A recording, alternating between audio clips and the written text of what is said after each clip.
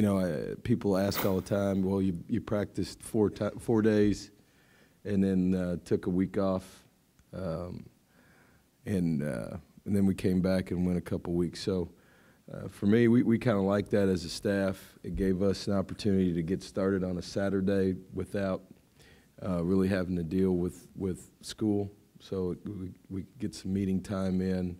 We went the first 2 days in shorts and helmets, which we went Saturday and Monday, which gave us an opportunity to review the video.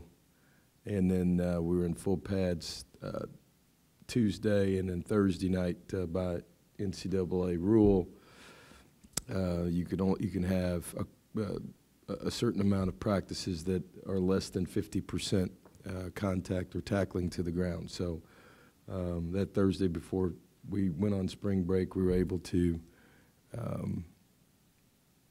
practice for about an hour and 15 minutes and then actually scrimmage 77 plays or so.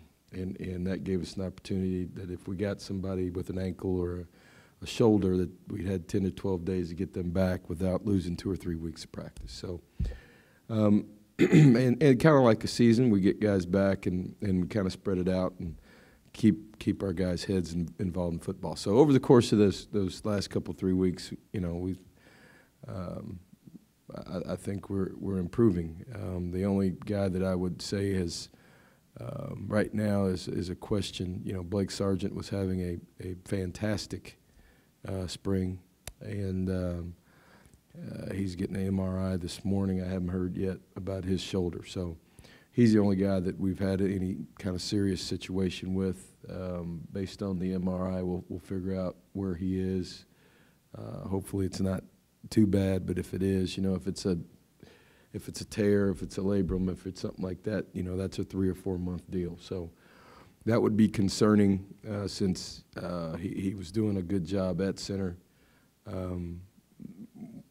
We do have capable people there. It gives us this week also to be able to look at Chris Thompson in there, which we've looked at a couple times. You know, Chris is very, very capable, and Kevin Forsch has been working as a backup. So the bad news is, you know, we'll see where Blake is. He won't be available, I would think, the rest of the week. But we've got capable guys that have been taking snaps, and really it gives us these 3 days, really 4 days, 4 practices to get going. You know, and for me, I know for fans it can be frustrating the spring game. There are a lot of guys out there now who aren't even having spring games because of the numbers. It's not like the old days where we got 100 and some guys out there in the spring. We don't. We're waiting for a signing class to come in here. You've got 85 scholarships, scholarship players, and people are signing between 20 and 25 guys a year. So you guys can do the math. You know, you've got limited guys out there, and by practice 15, you're still trying to get some things done. So that's the reason for the format, and it gives us some continuity. I just think where we are as a program right now, we're not in any position to give away a day with a drafted team that mixes up different lineups to play against a different lineup. So to take part of our starters and put them with some walk-on guys who may or may not even play, to put 2 teams on the field is a wasted day to me. So we're able to get something done with some continuity and get actually another day of practice next Saturday. Is Case able to see have limitations now? Yes. I just talk to the doctors, you know, about every other day. Case spends a lot of time with me, and he doesn't do much of anything at practice. And I said before we started spring football, we got 84 other guys that need to get better. Can he get better? Yeah, but we got a bunch of guys that got a lot further to go than he does. He's got plenty of time, and I think from his standpoint, he's thrown a little 7-on-7 couple 3 days out there. He's taking more reps as things go on, but you know, from our standpoint, through the summer, he'll still have a chance to keep doing his rehab, keep working in the off season, and then we've got 28 days before our first game when we get back in pads. So we've got plenty of time with him. You feel like he's on course though for where the doctor would like him to be? Yeah, I think so. I think rehab is different to different people, and particularly if you've never been hurt. So we've got a great staff here.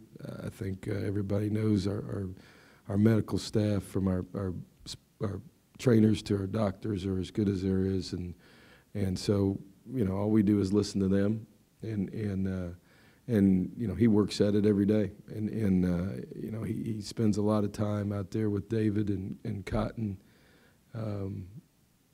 just talking about different things like demeanor and reads, and has really helped, I think, him from a mental standpoint, just to be able to stand out there and watch a little bit more instead of from the sideline, and I think he's on track, and everybody knows what kind of kid he is. I think if we're going to do anything, we got to be careful that he's doing too much. Is there value when you bring in new coaches, defensive line, linebackers, just getting some new sets of eyes on players that are maybe getting a second chance to get looked at by a different coach? There's always value in that. When we got here, obviously you don't have any. I'm very careful with new coaches, and when I got here too, I didn't want to have any just any kind of predisposed notions that who could do what, and so when we brought those guys in here, we had our 6 a.m. workouts where we went through circuits and let them develop their own feelings, attitudes about players, and I think that's important. And I think for some players that's positive. For a lot of players it's positive. For some of them it's negative too, just because they feel like they're starting over, or they feel like they've got to prove something that they don't need to prove anymore, which is not the case. I think we've had some guys that have really stepped up. For a guy like George Bamfo, it's been great. He's a guy that has got new life, is really playing well, plays hard. And I think it's been the change has been really good for those guys.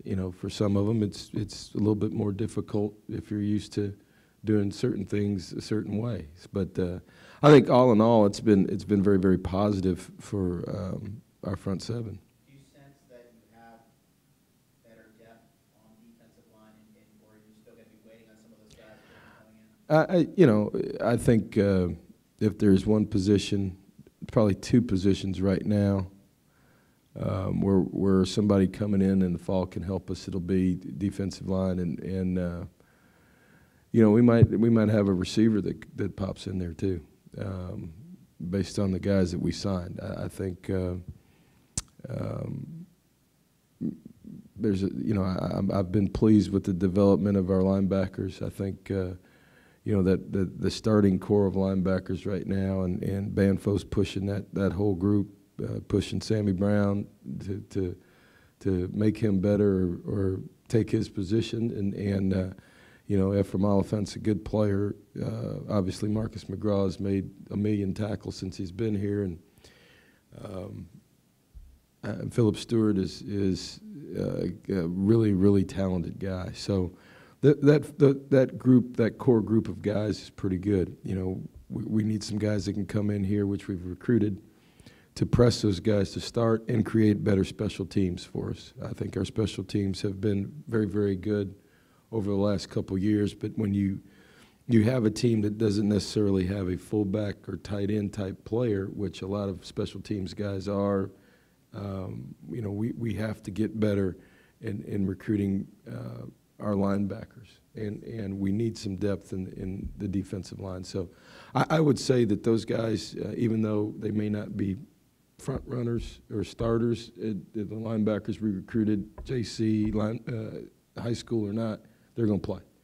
And then I would look for a couple of those D linemen, whether it's Dominic or Joey or Keithan, just because of their size and because of the lack of depth.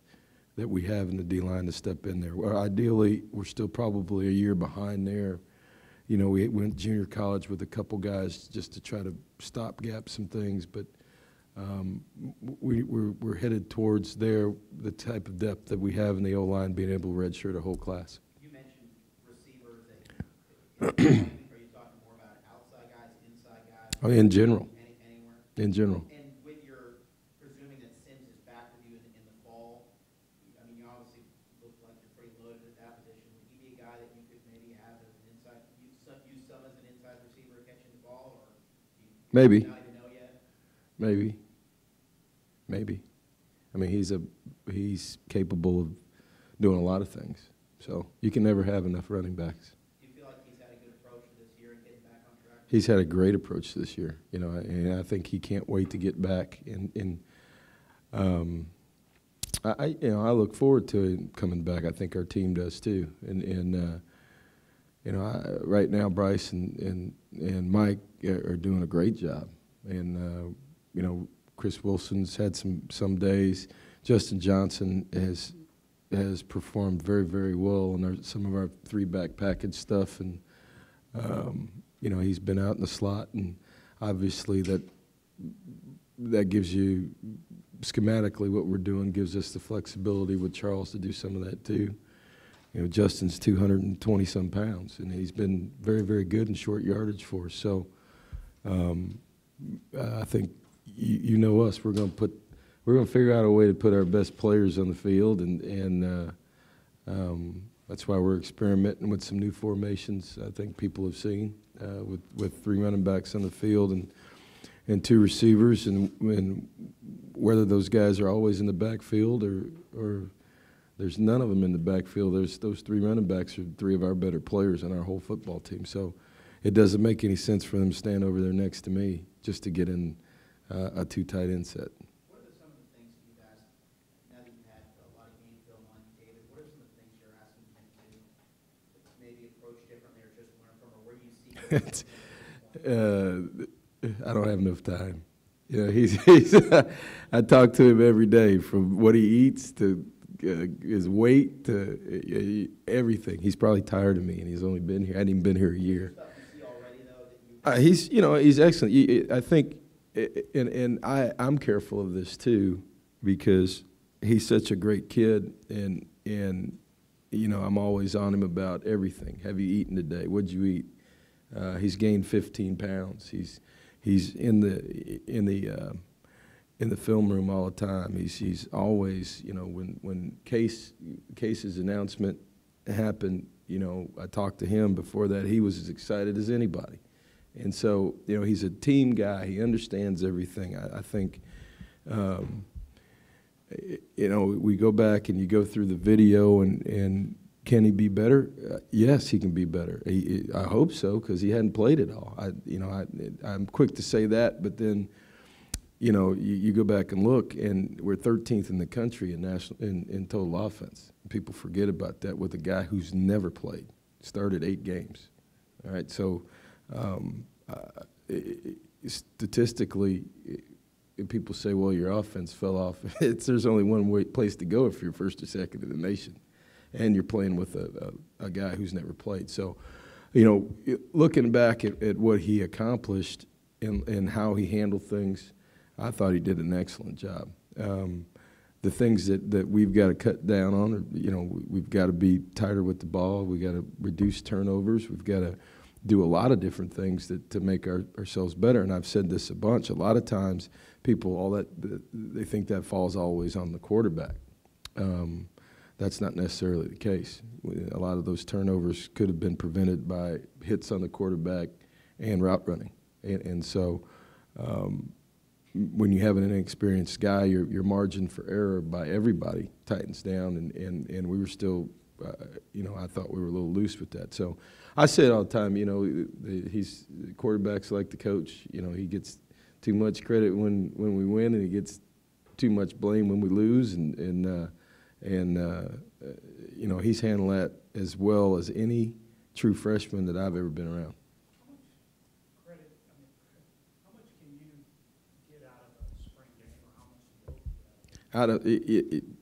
you know, it's 15 practices. So for me, today's just as important. Tonight's practice is just as important as the spring game.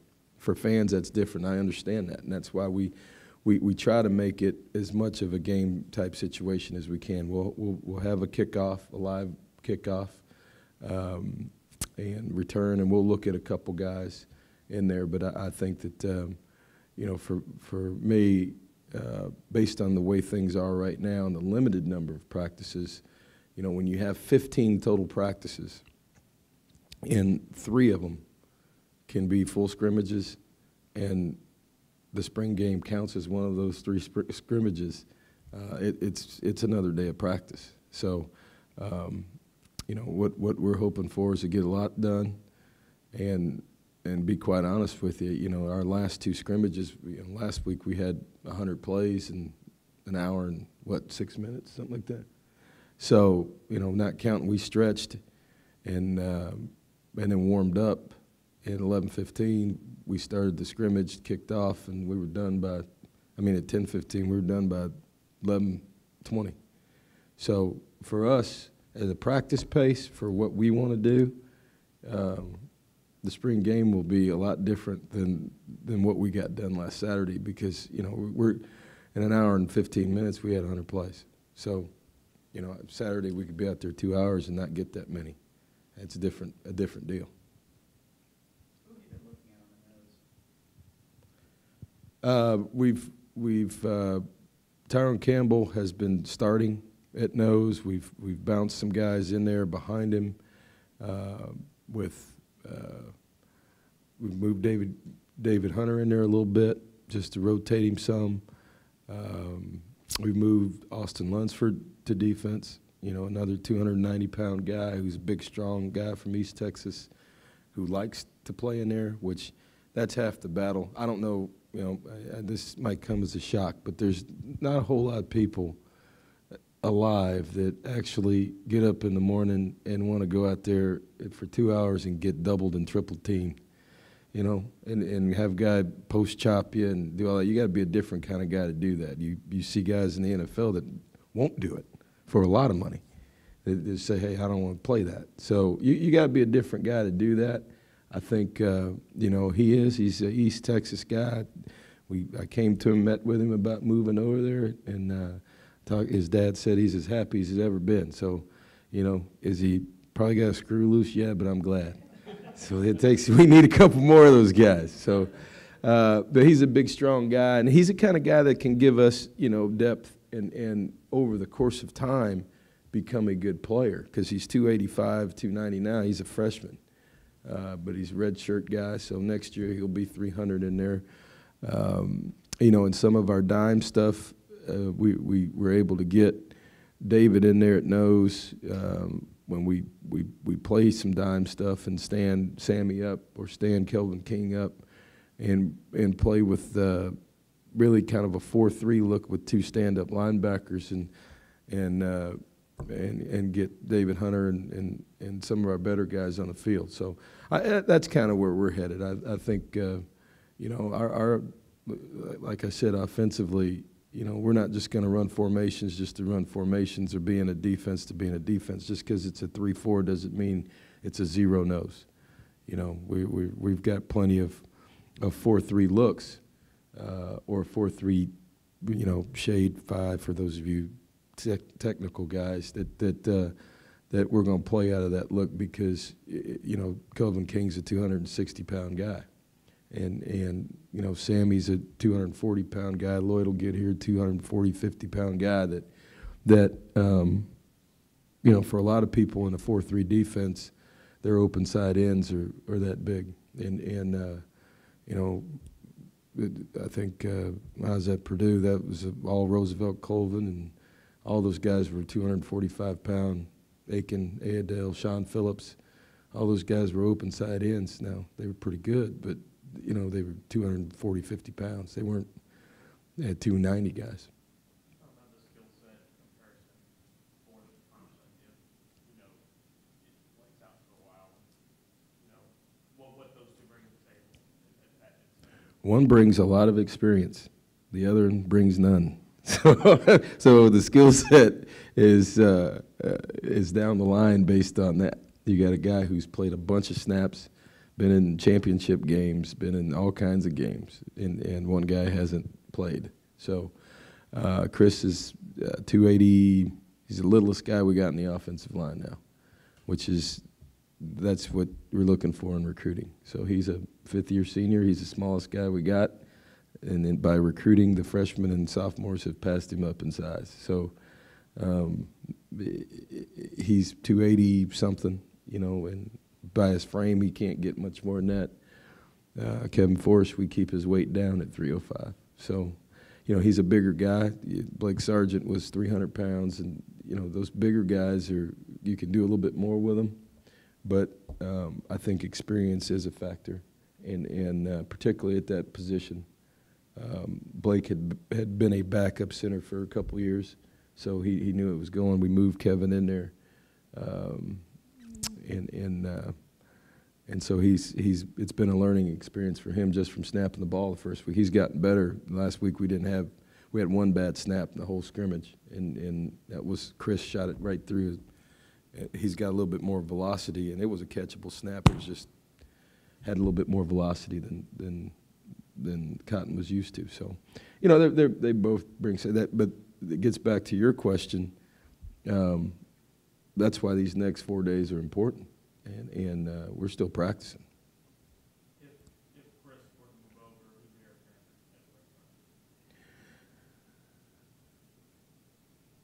That's a good question too. We've had a number of guys. You got to remember now, Kevin Forrest was playing guard, so he's been.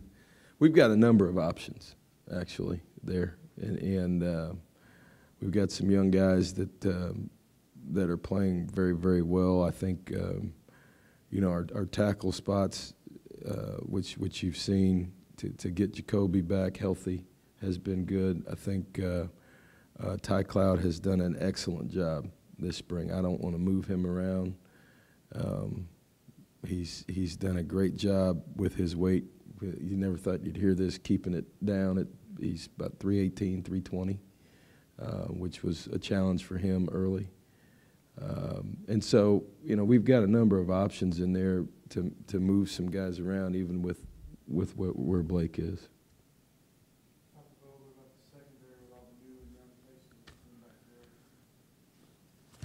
A lot of new guys back there, huh? Well, you lose guys that played, and you get the combination of Rashawn Haynes foregoing his senior year, and Nick Sines having shoulder surgery, and our corner's graduating, so we better have some new faces back there, because otherwise we'd have Coach Spavital be playing. We don't. There's nobody left, but that's why you recruit. I think obviously Chevy Bennett and DJ Hayden are as advertised. Very, very talented guys, and probably Chevy has the ability from a size-wise to move around as a safety. DJ has the ability to be a corner, a nickel, play inside on a really, really good receiver. He's got great ball skills, and he's extremely fast. But he's learning. I mean, he's went from being one of the better players in the country to practice 2, having Patrick Edwards run right by him, and looking at me going, "Wow, that guy's fast." Yeah, so you better get some technique. So he's survived. The good news is he's fast too, and you get your team. You're hoping that you get your team to a point where everybody's making everybody better. And DJ's a great competitor, loves to play the game. Chevy's the same way, doesn't say anything. And I think those guys have helped the attitude back there.